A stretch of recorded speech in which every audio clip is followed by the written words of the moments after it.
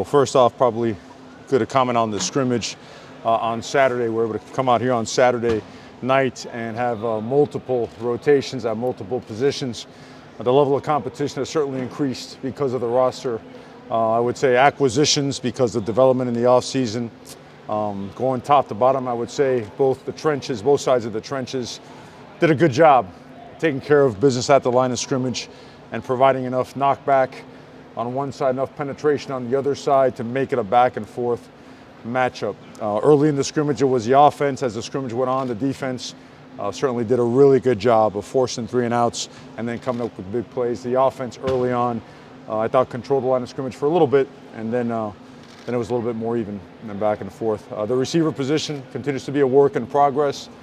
We're trying multiple guys at multiple positions. We're going to keep that competition alive. It needs to be, and demand the most of them, and really not gonna sugarcoat it. You know, we need to keep getting better at a lot of positions. That's one of them. There is progress, but we still got to have more. There's a lot of room for growth at the tight end position.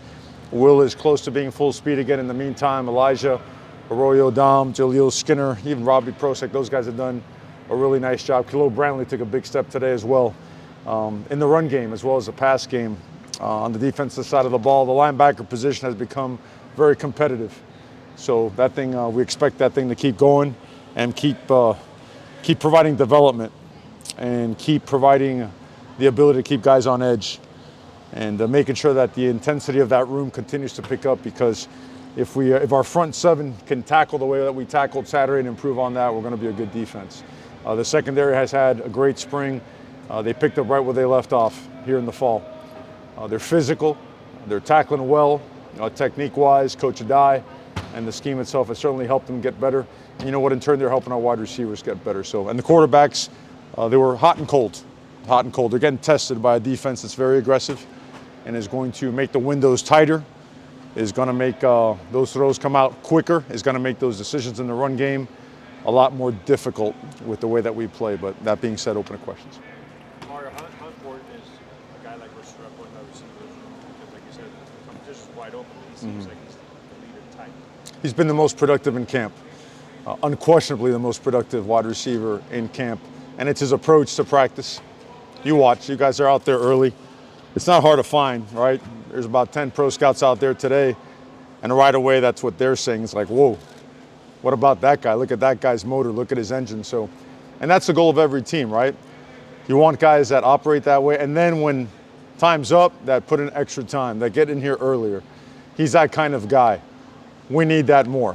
We're very, very clear in saying that that's what good teams do. That's what championships teams, that's what their DNA is. So we're improving that. We still have room to grow. Not that we sit here and spy practice. Once we get kicked out, we won't get this, but I did see an ambulance. Not that we sit here and spy on practice. We don't. I don't. I have pictures of the parking lot that beg to differ. All right, go ahead. Well, I was just going to ask you because we did see an ambulance on the field. I just want to make sure with heat stroke and everything that there wasn't any... Everything precautionary. We don't suspect any serious injury in practice today. Yes. And following that, Trevante and Isaiah Horton Yes. went out there today. Can you give us their status? Isaiah's injury is probably a 3 to 4 day injury for him to come back. Trevante is a little bit more significant, and we're continuing to assess and evaluate, and it's going to require some time, and we'll give a full, description of it when it's time. But it's significant. I think we saw that. Zion, it looks like he's working on this a little bit. Is that progress? Yeah, Zion's close. Zion's really close. Mallory's right there. He's right at the cusp as well.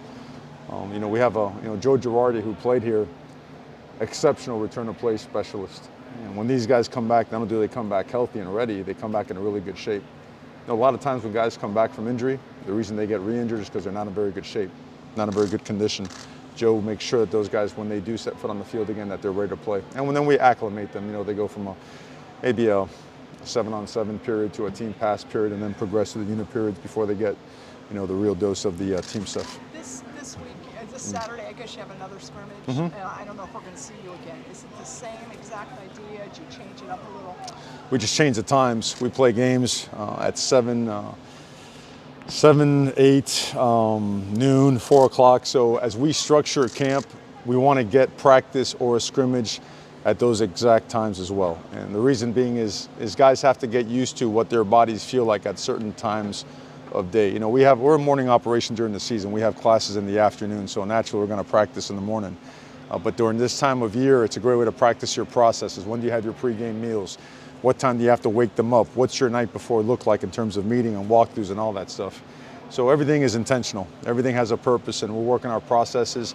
Saturday's process will entail a game day, I would say, timeline, right? It would be, it's going to be run like a regular game. Same thing as we did this past one. Try to get ourselves 150 to 180 plays. Still here on campus. Still here on campus. Absolutely. We find no reason to leave Green Tree. I could have missed him, but Jared Harrison Hunt, I don't know if I saw him. How is he doing? He missed today. He should be fine by tomorrow. You know, some guys got nicked up during the scrimmage. I think he should be fine by tomorrow. If we practice a little bit later today, probably be fine as well. Still a couple more We're questions. getting Caleb today for the first time, Caleb Johnson. How did he look at the scrimmage, and what does he bring to this team? Yeah, the light's coming on. You know, obviously I had experience against him as a coach out there on the West Coast while I was at Oregon. He was at UCLA, and he's a really good player. And he's in a position room where guys are playing really good football. And it's really competitive. But what Caleb brings to the table, he's explosive, he's athletic, he's really fast. He could track the ball carriers and close on quarterbacks. He's got natural rush ability, and he's got a lot of experience. He's played a lot of football. Okay, so terminology-wise, very different. So there's an adjustment there, but overall, Caleb's had a really good camp, really good camp. Cam Kitchens, I know we're getting a chance to talk to him. Just his performance, he played well in the scrimmage. He did. You know, we thought he had injured his foot pretty good, so he missed the rest of the scrimmage. But then he was right back at it today. Picked up right where he left off. Had an interception on the play that he nicked himself up on. But he's playing really, really good football. All those guys are back there. The back end has tremendous competition, and it's not a coincidence that the positions that are playing at high levels have a lot of competition. Just a human nature thing. So that's always a goal for us with talent acquisition as we recruit, whether it be high school players or the transfer portal. We want to make sure that everyone feels the right kind of competition, where competition is embraced. Competition here cannot be looked at ever as a threatening type of situation. We want to get better. The only way to get better is to be at your best and be on edge. Well, competition puts people on edge. What type of Last impression question has for Coach. Akeem Mesidor made? One more time. What type of impression has Akeem Mesidor made in a little more than a week of He's made a big time impression. Yeah, his presence was felt. I think we all knew he was physical and explosive. Didn't know how versatile he was. He plays inside, he plays outside. Really good in terms of the use of his hands, setting edges, being able to counter. Not many guys, you know, he's not an older guy. I mean, he's been around a couple of years, but very few guys are able to get stuck and come out of it with a good counter move and then have a counter after that. He has that. He can bend, very smart, very competitive, and he's got an edge to him as well. We want guys that play with an edge. It's important, you know, especially what he plays. Great. Thank you very much. Coach. Anybody else? We got one more. James Woolley, Yes, it sir. looked like he was playing more in the box than the scrimmage. Is he going to have more of a versatile role this year? Well, you know, when you look at that, you also got to look at what's the offense playing at that time as well, right? And we're using probably 7, 8, 9 personnel groupings, right? And sometimes we want to get a little bit more speed on the field. So he's a safety for us. Sometimes different formations, motions, and reloads require him to get in there and be a B-gap fitter or something of that nature. James is really smart, and it means a lot to James. He's been working extremely hard. We want to increase guys like that. We just want to keep creating and increasing roles so that we can get the most out of them.